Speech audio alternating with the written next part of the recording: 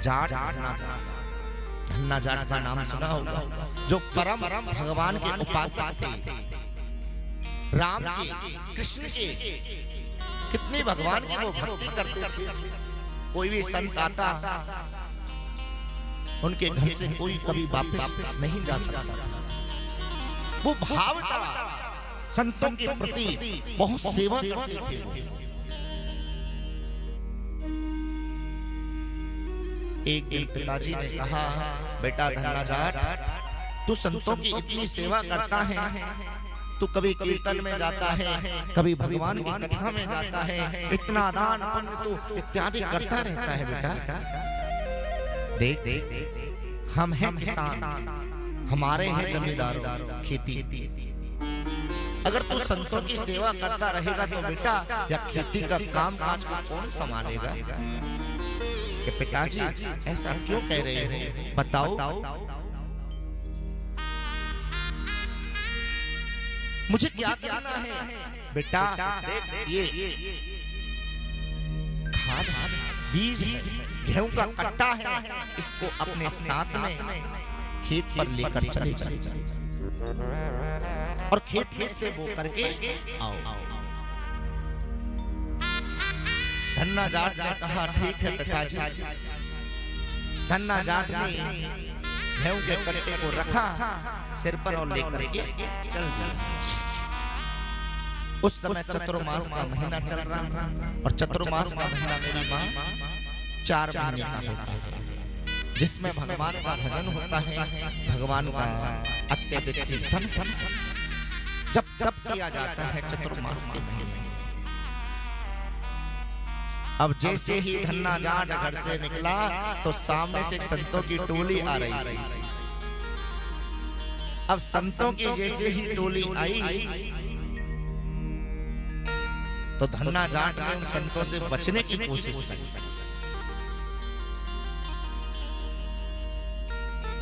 बचने की बहुत कोशिश करी, लेकिन नहीं बचा गया। संत धन्ना जाट के पास में पहुंच गए और कहे, भैया हमें ये बताओ, धन्ना जाट का घर कहाँ है? धन्ना जाट का घर कहाँ है? वही खुद धन्ना जाट है, लेकिन संत उससे पूछ रहे हैं कि धन्ना जाट का घर कहाँ है?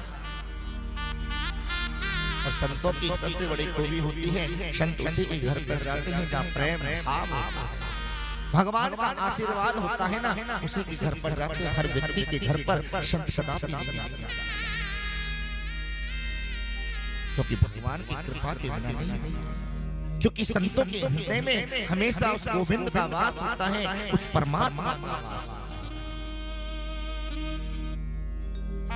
धन्ना जाट ने कहा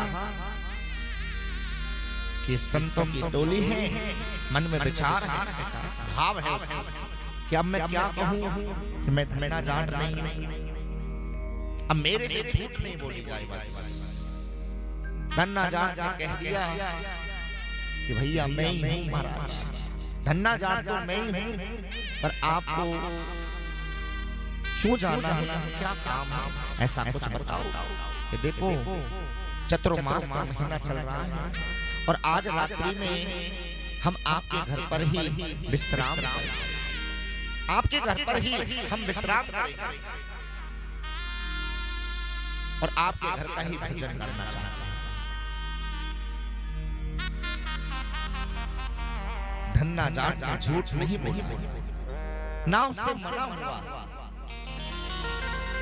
धन्ना जाट ने कहा, चलो मैं भी खेत पर जा रहा हूं और आप भी मेरे साथ चलो। धन्ना जाट सारे संतों को अपने खेत पर लेकर के आ गया और जैसे ही खेत पर लेकर के आया तो धन्ना जाट ने कहा, भैया देख, ये तो खेत में बोरिंग है, खूब तो स्नान करो चकाचक करके, और मेरे पास में है इस गेहूं का क्या करेंगे, हम आटा भी चाहिए, सब्जी भी चाहिए। धन्ना जाट वह गेहूं के कट्टा लेकर के बाजार में बेचने के लिए चला। बाजार में बेच दिया, आटा लेकर के आया, सब्जी लेकर के आया और संतों के लिए दे दिया। चूल्हा बनाओ, टक्कड़ बनाओ, चकाचक खाओ, बस चकाचक रहो। अब धन्ना जाट के मन में एक सुंदर भाव चल रहा था कि गेहूं का कट्टा बेच दिया, पिताजी ने बीज बोने के लिए खेत में दिया था हमें। अब मैं पिताजी से जाकर के बोलूंगा क्या कहूंगा पर कोई ना, क्योंकि मैं परम भक्त हूं उस भगवान का, राम का उपासक हूं, कृष्ण का उपासक हूं। संतों ने प्रेम से भोजन प्रसादी इत्यादि उन्होंने पाया। प्रातः काल की लीला हुई, संत जाने लगे वहां से। अब धन्ना जाट चिंता में हो गया कि संतों की टोली तो चली चली,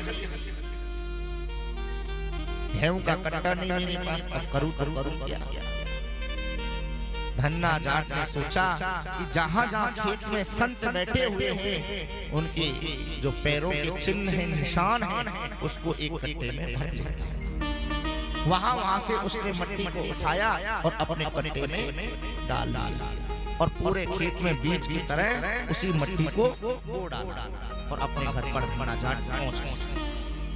पिताजी ने पूछा, धन्ना जाट खेत में बीज बो करके आ गया कि हाँ पिताजी। 2 दिन व्यतीत हुए, कुछ गांव वाले खेत पर पहुंचे, जाकर के देखा तो फसल बहुत बड़ी हो रही थी, पक गई थी वो फसल। गांव वालों ने धन्ना जाट के पिताजी से जाकर के कहा, सेठ जी आपने परसों खेत में बीज बोया है और आज तुम्हारी खेती पक करके तैयार हो गई। अरे काई मजाक कर रहे हो मेरे से? नाना सही कह रहे हैं, जाकर के देखो।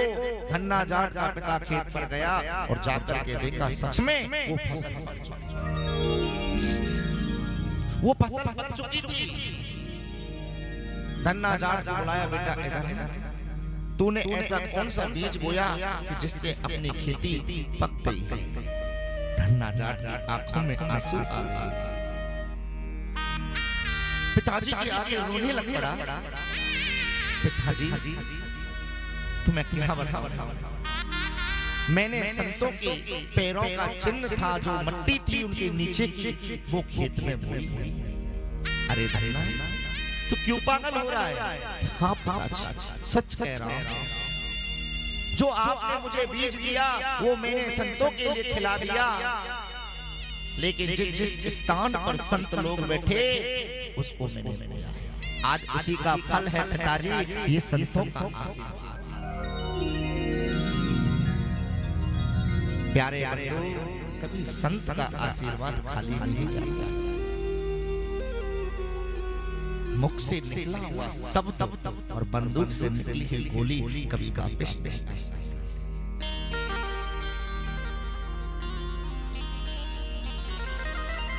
क्योंकि संत का आशीर्वाद पर्याप्त है। जहां भगवान वहां संत, जहां संत वहां मेरा गोकुल।